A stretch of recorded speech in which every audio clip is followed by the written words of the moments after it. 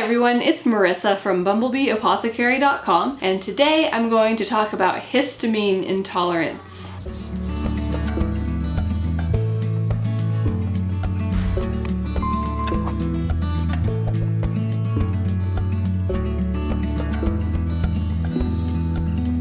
Histamine reactions are something that can oftentimes come up on the GAPS diet. Not for everybody, but for a good number of people they do. And so it can be kind of confusing. There can be a lot of questions around it, a lot of wondering how to manage this, what to do. And so I want to talk about Dr. Natashas Recommendations and the things that I have learned about dealing with histamine intolerance. So the first thing to be aware of is that histamines are in food. They can be in certain foods, and we'll talk about some of those in a little bit. And it's also really good to be aware that our body makes histamines as well. Dr. Natasha recommends by far for most people to not focus on these different little elements that can come up, but to instead focus on following the protocol and doing the things that are going to resolve this so that you won't be dealing with those anymore. What can happen is people focus a little bit too much on, oh, I have a histamine reaction, or oh, I think I should avoid this certain type of a food group just because it might be a good idea.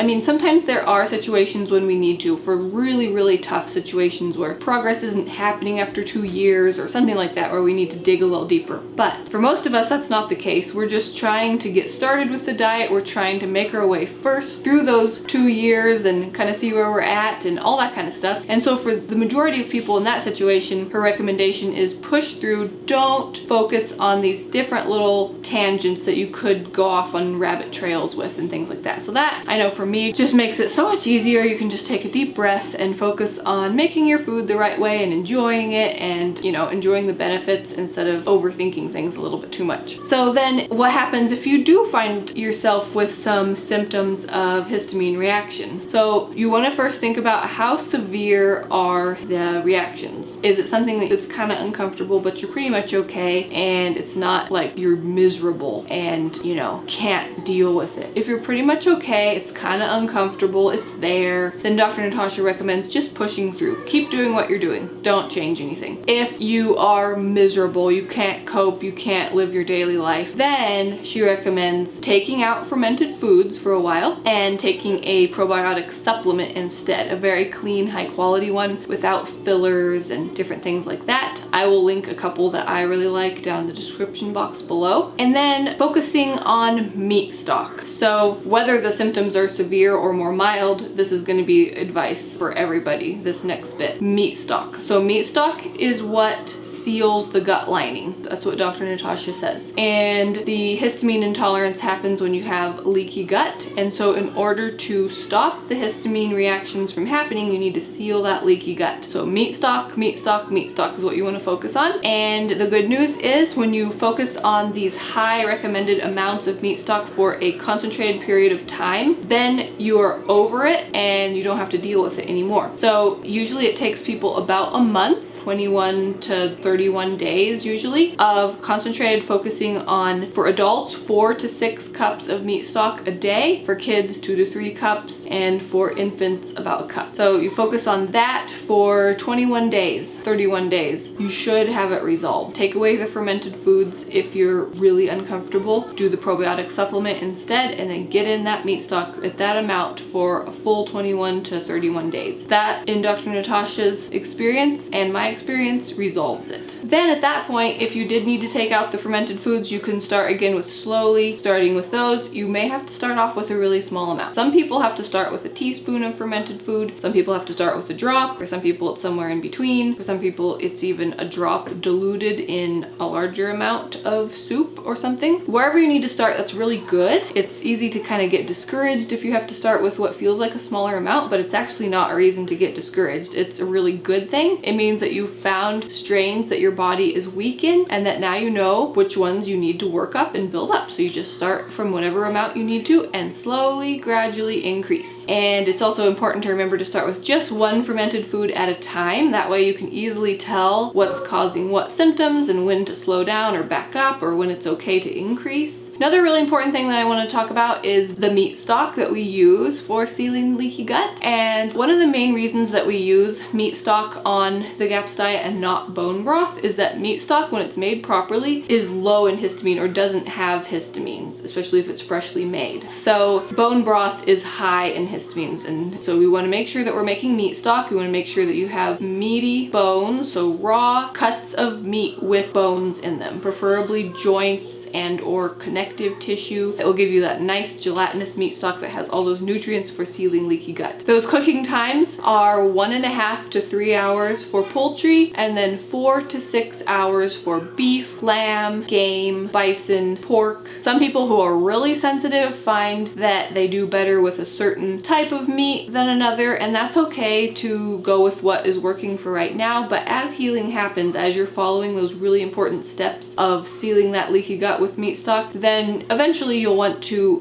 as you feel better and the symptoms are resolving, you want to widen your variety of the meats that you're using. But that's okay to kind of focus on whatever is feeling good and working well for you. Another thing when it comes to food is that sauerkraut and fermented vegetables like that can have higher or lower amounts of histamines in them. And again, if your symptoms are mild, Dr. Natasha recommends don't overthink this or focus on it a lot and just push through. But if you're somebody who was really miserable and had to take out fermented foods and are starting to reintroduce them, then it's really helpful to know that fermented vegetables like sauerkraut that have been fermenting for 4 to 6 months or longer, a year is actually ideal, are going to be much lower or not have any histamines in them. And that's in contrast to more recently made sauerkraut, maybe that's been fermenting on your counter for a few weeks or something, that's going to have higher histamine levels. So again, not something to overthink or worry about a lot, especially if you don't see symptoms, or even if your symptoms are mild and you're okay, you notice them, they're there, they're kind of uncomfortable, but you're pretty much okay. She recommends push through, keep doing what you're doing, follow the protocol. And I always like to really recommend, highly recommend, that everybody has a copy of preferably both Dr. Natasha's books, the blue one and the yellow one, but you can start with just one. I have a video that I'll link down the description box where I compare her 2 books and talk about which one to start with depending on what you're dealing with. But it's really crucial to actually read her books to be doing the GAPS diet. You really,